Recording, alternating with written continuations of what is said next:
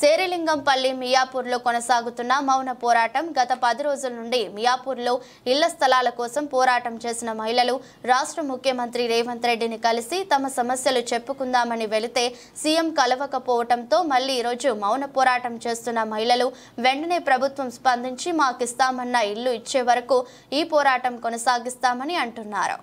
అందరూ కూడా కలిగి వస్తున్నారు. మా ప్రభుత్వ పేదవాడిగానే ఉన్నాడు. మేము ఇళ్లలో పని చేసుకొని బతుకుతాము. మాకు ఇల్లు లేదని మేము మౌన పోరాటం చేస్తున్నాము. మేము గవర్నమెంట్ గుణ రిస్క్ ఇస్తలేము, మేము ఎవ్వరికి రిస్క్ ఇస్తలేము. ఆ రోడ్డు మీద ఇది చేస్తే గవర్నమెంట్కి డిస్టర్బెన్స్ అవుతుందని మేము ఇక్కడ వచ్చి కూర్చున్నాము. పోలీసు వాళ్ళు వచ్చి మమ్మల్ని కొడుతున్నారు. మాకు బొట్టనియకుండా మీరు ఒక కన్ను ఎత్తి మాకు చూసి ఇదే జాగాని కాదు, మాకు ఏడన్నా సరే కానీ ఒక అగ్గి పెట్టంతా మాకు ఇల్లు ఇవ్వండి. మేము పిల్లల ఫీజు కట్టలేకపోతున్నాము. మేము ఇంట్లో తినడానికి పూట పనికి పోతే కానీ మాకు పూట గడవదు. వాళ్ళు వచ్చి మాకు కొడుతున్నారు పొద్దున్న నుంచి. మేము ఎక్కడ వెళ్ళిపోవట్లేము. 15 రోజుల నుంచి ఇక్కడ మాకు న్యాయం కావాలి సార్. ఎక్కడ పోయినా మాకు న్యాయం చేయండి. ఒక్కొక్క అగ్గి పెట్టేంత ఇల్లు ఇవ్వండి. మేము ఆ ఇంట్లో నీ పేరు చెప్పి ఎప్పటికీ బతుకుతాం. నమస్కారాలు అందరూ తరఫున. అన్న మేము ఏ తప్పు చేయలేదు, ఎవరిది దోచుకోవట్లేదు, మాకు న్యాయం కావాలి. ఇల్లు లేవు, మేము పేద ప్రజలమన్నా.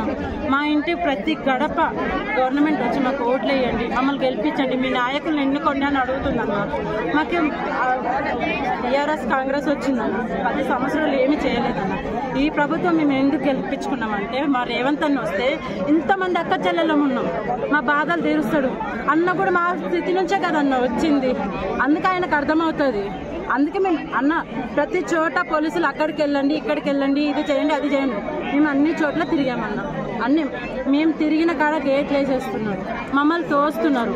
ఇదేంది న్యాయం అని అంటే అది కాదు లెక్క అంటున్నారు. అందుకే మేము ఇక్కడ వచ్చి కూర్చున్నామన్న. ఇక్కడ కూర్చున్న దగ్గర పోలీసు వాళ్ళు ఆడవాళ్ళకి మర్యాద కూడా ఇవ్వట్లేదన్న. ఏ చేయి అని అంటున్నారు. అంటే మేము సార్ అని రెస్పెక్ట్ ఇస్తున్నాం. మీరు ఎలా ఇవ్వాలి మాకు రెస్పెక్ట్? మేము ఒక ఆడవాళ్ళమే కదా అమ్మ, ఇలా కాదు, ఇది కాదు, ఇది పద్ధతి అని చెప్పాలి కదా. అలా చెప్పట్లేదు, మా మీద చేయిలు చేసుకుంటున్నారు. కానిస్టేబుల్స్ ఆడవాళ్ళ పోలీసు వాళ్ళతో మమ్మల్ని కొట్టిస్తున్నారు. మేము ఎందుకు బాధపడాలి? అన్న ఉన్నాడు, మా బాధలు తీరుస్తాడు.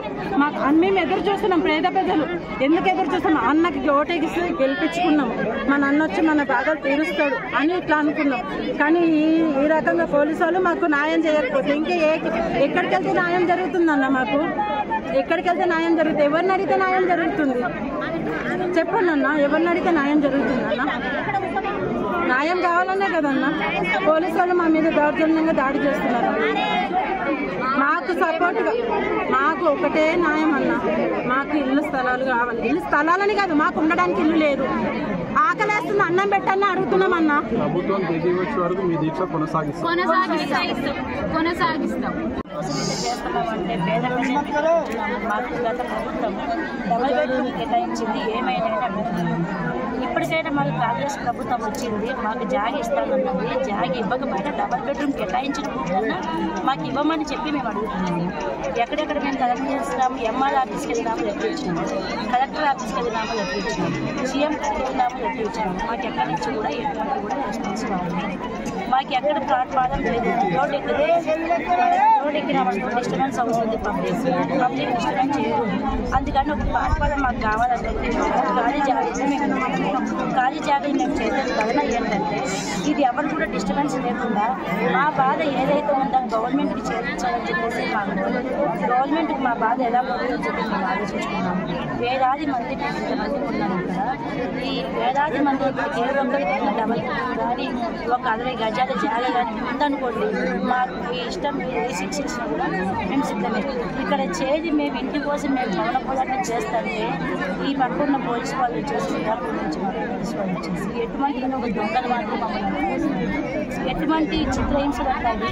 ఏదో ఒక దొంగతనం చేసి మేము పోయినట్టు దొంగతనంగా చెట్టు మీద పుట్ట మీద మా కోసం రాసుకొని మమ్మల్ని ఇప్పటికీ టైం ఎంత అవుతుంది చూడండి, స్టార్ట్ చేసిన కూడా మా చుట్టూ ఒక దొంగలు మాత్రం ఉన్నారు. గవర్నమెంట్ మేము ఒకటి అడుగుతున్నాం. పోలీసు వాళ్ళకి పేదపడి మీద వద్దండి పాపం. ఉన్నవాడు చూసుకోవచ్చు.